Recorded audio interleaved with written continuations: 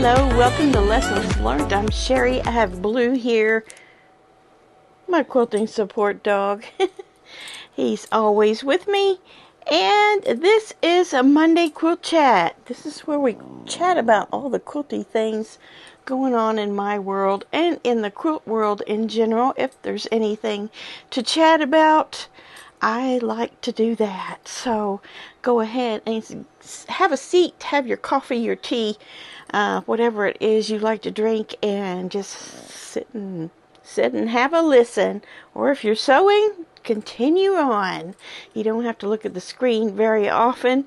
On this particular video, you can just kind of listen to me talk about all the quilty things. I was kind of squinting there because on my way up here, the cold got in my eye and it just started running. You ever have that happen? But it's a little bit chilly outside. Not too bad, but for some reason it affected me that way. But like to never got Blue back in here. He was out sniffing everything. And when he finally got in here, I said, well, let's just start this video. He was ready to jump on my lap and see what's next, right? Yeah, I don't know if he's going to let me put him down on his beanbag chair or if he's going to really want me to just hold him here. So Friday, I kind of mentioned about the sales, the Black Friday sales and the Cyber Monday and all the December sales that there are. There was quite a bit out there. I don't know what you all noticed, and a lot of you did comment in the comments about what sales you took advantage of, or if you didn't take advantage of any sales, which some of you didn't, and that's okay for different reasons. Sometimes we just kind of prohibit ourselves from buying fabric. I've had many no-buy months this year, done pretty well. Actually, I don't think I really did all that many no-buy months. I know I had January and July for sure, but the rest of the months I think I just kind of watched what I was doing. So that was kind of one of my goals for this year, for 2025, was to, be very mindful about purchases. But also, like I said, on Friday, it's that time of year for quilters where if you do want to buy something, Black Friday is the time to do it, isn't it? Or around this time anyway. So I noticed that Fat Quarter Shop had a 20% off everything, and there was I think for a while there was a special coupon, and Connecting Threads had everything like 30% off, and I don't know, there was sales everywhere. If you get the emails, you got the sales. So yeah, I did purchase a few things that I'll show you. I don't have everything in yet, but I have a couple things, some of which I haven't even really opened yet. So I know what it is. I just need to open it and take a look at it. So let's see. Let me see if Blue will let me let him down. Hopefully he will. There you go. Lay down. Lay down, buddy. This is what I worked on all weekend. Splendid. So all of my sewing time was taken up with this. And, I kind of thought it was going to be a quick sew up, which I guess it was in a way. And it's not done. It still has two borders to go on. A white one and then the flowery border in the same fabric line. So it's kind of, I didn't really show you the bottom one there. So I think my reds went together okay, even though it's not of the same line. But learned a lesson again. This is one of those lessons I keep learning over and over again, and I won't let myself continue. I let myself to continue learning. I don't know what I'm trying to say. I keep learning the same lesson over and over, and I don't know why I don't completely learn it. That being, I need to make a block. Whatever one I'm making, I need to make a block. Like in this case, I needed to make one of these up first before I did all the sewing on all the other blocks.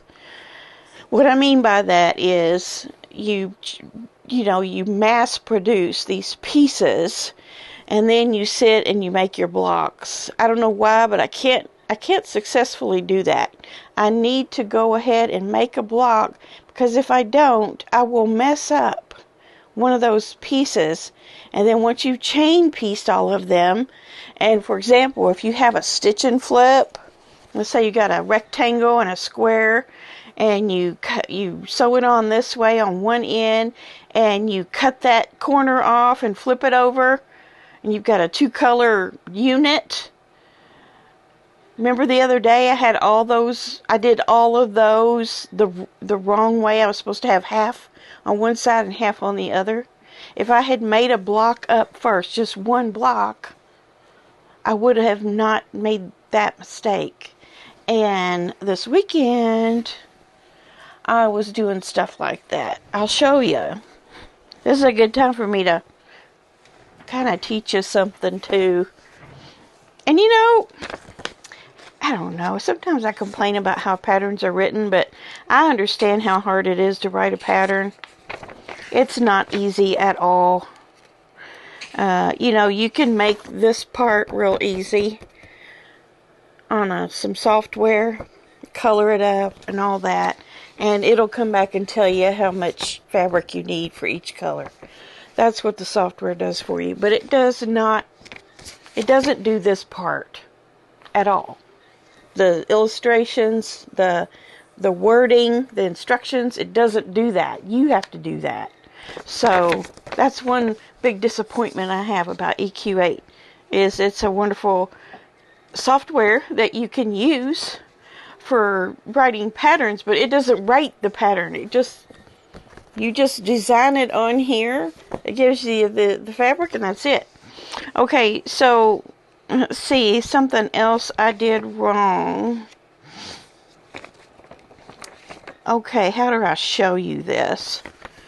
This part here, okay? Well, you have these two side pieces, and they're identical. You make all those identical, and you just, turn one way and one the other, no big deal. Then there's this one that goes on the top, and it's different. And there's one on the bottom, one on the top. You can make all those the same.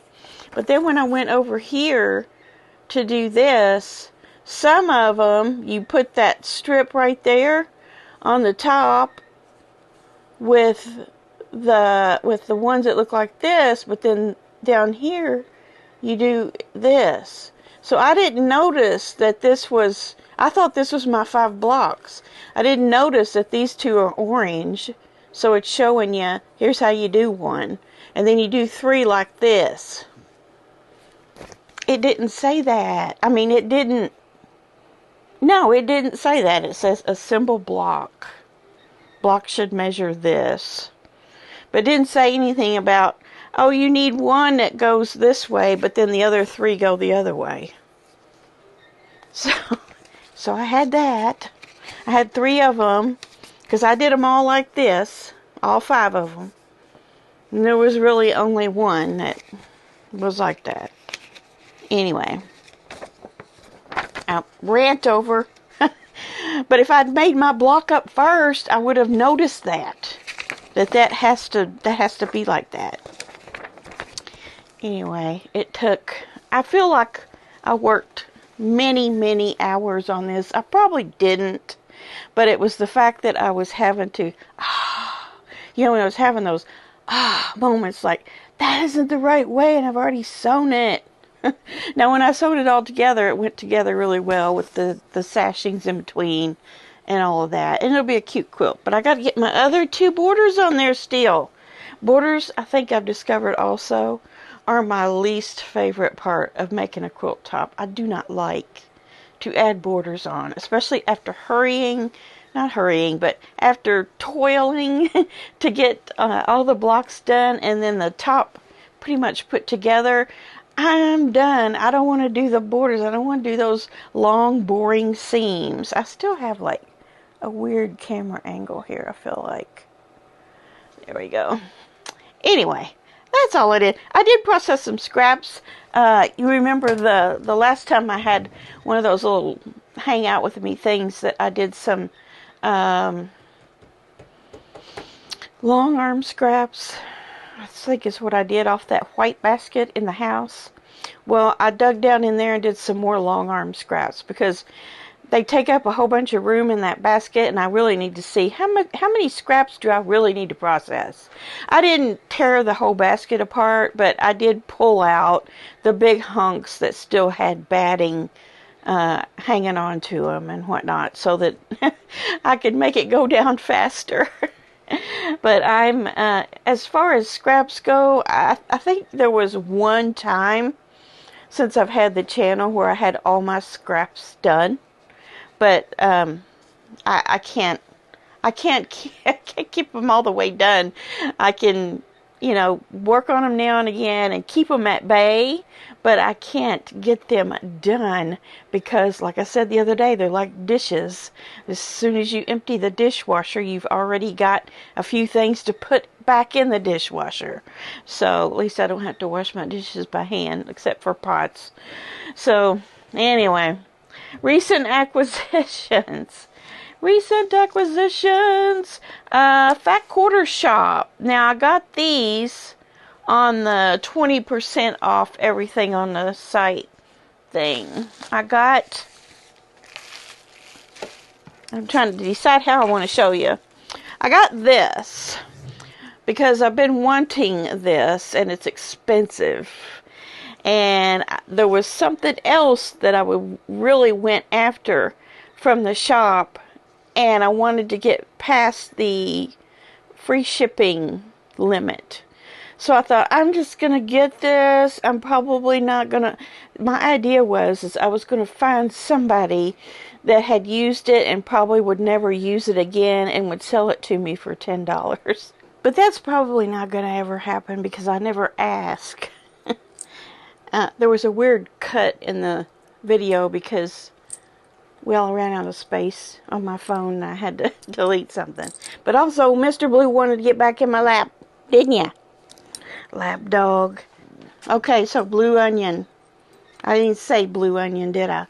That's what this is for. It's for the blue onion pattern. Now, I already had the blue onion pattern. This is one of my bucket list things that I want to do. So I have the pattern. Had it for a long, long time. This is not a very big quilt. I'm just looking at it. I'm sure I could make it bigger. 50 by 70 is all it is. But yeah, I went ahead and bit the bullet and got this to fill up my cart. Now, I can't remember if Fat Quarter Shop was 20% or 25. Maybe it was 25. I don't remember. Anyway, they rarely do that. So that anything on the site was on sale that you wanted. But here is... Now, Blue, you're going to have to get down. I need both arms. I need both arms, buddy. Here's what I was really after. Let me get this open. Let me get this open. I'm sure you've probably seen this. But it has just been speaking to me ever since I saw it. Now, the other little Moda bins. These are called bins. Let's see if it says it on it. Collector's Edition box. Okay, so here's what's Bluebird's Nest. That's the name of the fabric. It says Moda's Bluebird's Nest Collector's Edition box includes a sweet roll pre-cut that contains 20 8x8 pieces and a pattern to make the nest project. Be sure to purchase the extra yardage needed to complete the projects. I haven't done that. Haven't done that yet. I need to do that. Let me see if I can get this open so I can show you what's in it. If you watch Kimberly's shows, you've probably already seen this. But here You have the roll of the Bluebird's Nest. This is by Kansas Troubles Quilters. You have a mini charm of it as well. You have a Kansas Troubles. I guess this is just a regular ruler, but it looks wooden. No, that's not protective paper that you take off. I don't think. I'll see if there's a instruction sheet. This is Metler thread in the Bluebird Nest color. I don't know if that's what it's called. It's probably just got a number. Yeah, it's just got a number. You have a Taylor's Click pencil. Just click to stay sharp. Easily erased. No gritty residue. Okay, so it's one of those pink things from Sewell, but it's like a mechanical pencil. And you can erase it. You have a collector's edition gift designed and curated just for you. It looks like... I'm going to pull this out. Get all this stuff together. This is cute. This whole little kit here is so cute. Let's see here. It looks like a necklace. Sorry about all the crinkling stuff. Okay, so you have a necklace, and then you have the little bluebird insignia on a pendant, and then you have this block on a pendant. That's cute. I would wear that. Very cute. Put that there. And then here are some quilt labels. And I see one that has the bluebird on it. Let me see if I can get that to move down.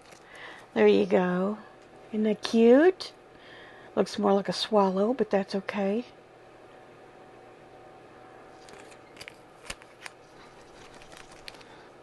Guess I could take them out of the package, but you get the idea. There's 3 in there.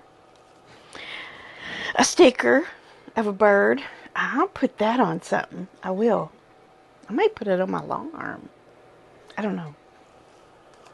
A needle minder that has it on it. Super cute. Piece magazine featuring Bluebird's Nest. It's a little booklet. Pretty good size one too. Can't wait to see what's in that. And then here is a grid notebook. Just like this. Cute. That's a good size, like 5x7. The pattern, which is this. Not hard, people. Not hard. It is, I don't know if it's foundation paper piecing or if you just... I'm not sure. It'd be fun. It's just a little project. I think it's 20 by 20 or something like that. Let me look. Let me look. Maybe it's on here. No, it's not on here. Build your nest with a scrappy assortment of blues and tans from my Bluebird's Nest collection. The Nest Mini Crazy Quilt is perfect for your spring and summer decor. Spring and summer decor. Let's take a look. Okay, so it is pieced. It is pieced. Check it out. Not too hard. And then after you get that middle section done, I can't show you all of this.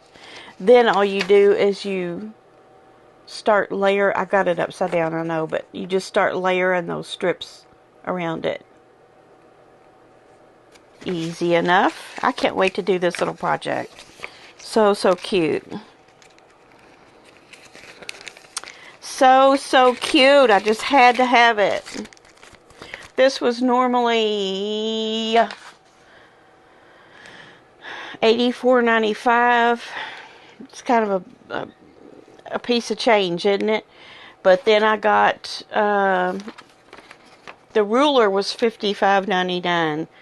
the Bluebird's Nest collector bin was $84.95. But then I got 20% off of that. So there we go. Very cute. Bluebird's Nest. The other ones are cute too that I've seen. I know, let's see, Sally Kelly maybe had one. And then Heather Briggs maybe had one. I'm not sure. There's 3 or 4 of these so far. They keep making them. I'm not into collecting all of these, but I had to have this one. I just had to have it. What else did I get? That's it, except for the new quilt art calendar for 2026. I got this with my membership. I paid less for it because I had a membership to American Quilters Society. So if you want to become one, go to AmericanQuilter.com. Become a member and you can get discount off stuff like this. So I decided to get 2 more to share with you. So not today are we doing it, but Wednesday's video will be my plans for 2026. Yay! Oh my goodness, my head is so full. I need to really start writing down an outline of everything that I want to do in 2026. Lots of different, well, I'll say it's going to be a unique year. It's not my normal, it's my normal things I do, but all new, shiny, and bright. How about that? And so we'll talk about that on Wednesday. You're going to want to see Wednesday's video because this will tell you all the lowdown on that. So let's go to that was all of my recent acquisitions for now. Next week I'll have some more. I'll have quite a few more. I think tomorrow, Tuesday, I will be getting some of my shipments in from fabric that I've purchased this month. And I've kind of been a month backwards this month. It's already December, but I think I'm still back in November. And that's why I got to thinking, you know what? When I do my video about 2026, I'll say this, and that, and the other. But that's going to be like the second week of December. And then I realized next week is the second week of December. So I'm like, okay, that's what my Wednesday video is going to be then, because we'll be, if you can believe it, it'll be the 10th and not quite halfway through, but not too far from it either. So here is the art quilt of the week. Let's put a picture right here. It's called the Old Apple Tree, 85 by 58. Sarah Ann Smith of Hope, Maine. She says they say, in this original design, Sarah shows a bit of history through the old apple tree and stone fence. A sense of calm, the ability to just sit, can be found in the design. The quilting provided both enjoyment and a challenge to Sarah. It was difficult because of the sheer size of the quilt, needing to go through her 20-inch mid-arm sit-down machine. This quilt has visited several shows, including 2023 AQS Quilt Week in Paducah, Houston, and that was 2023, and then Maine Quilts 2022. So this is definitely an art quilt because she came up with this. It's her design, and it looks much like parts of the world right now, or at least in this side of in this hemisphere that has winter. This is what we're seeing. The snow was beautiful this past week, by the way. It came down Monday night into Tuesday, and when I opened the door, to let blue out on Tuesday, and there was 5 inches of snow on the ground, and it was all sticking on the trees. It was just beautiful. It was so pretty. And that's what this reminds me of. She captured it very well. And then the stone fence. I don't see the stone fence. Is that it right behind the tree, or is that the dark? I think that's the dark horizon, isn't it? And then there's some other trees beyond that. But this looks very much like something you would open your door after a snowy night and see in the morning, isn't it? Very, very pretty. Lots of nice quilting on there to give texture to the snow and dimension to the tree. I love it. I love it.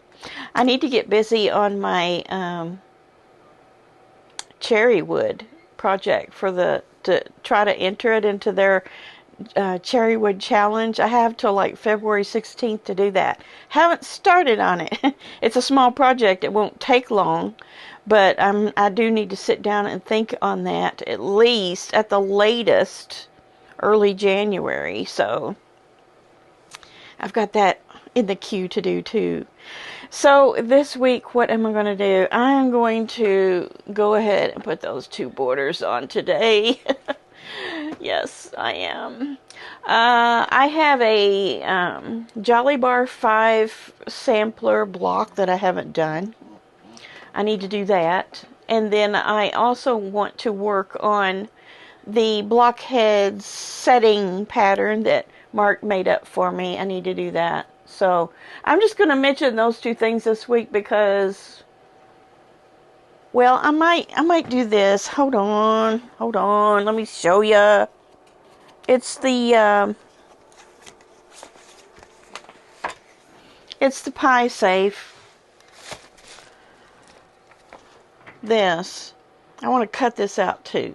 So those 3 things, that Jolly Bar block for the sampler, the setting pattern for the blockheads, excuse me, and then this table runner, this is also from the Sew Sampler box, and it's got the fabric from Modern Prairie. I think it's Evening on the Prairie.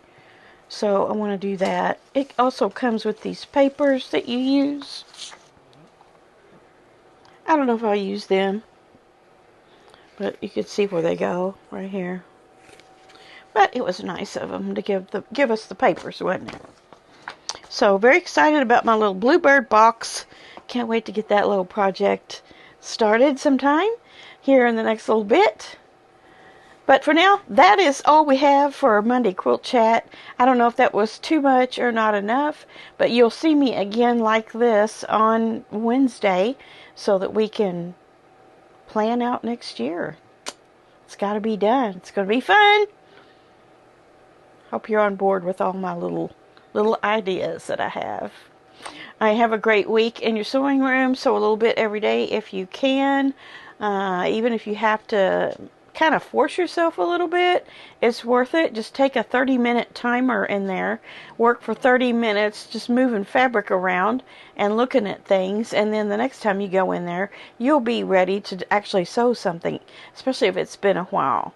So sometimes we just have to turn that fabric over and over a few times before an idea comes up in our head to do with it, or to get us in the mood to get back to sewing. This is the time of year for some very active sewing days.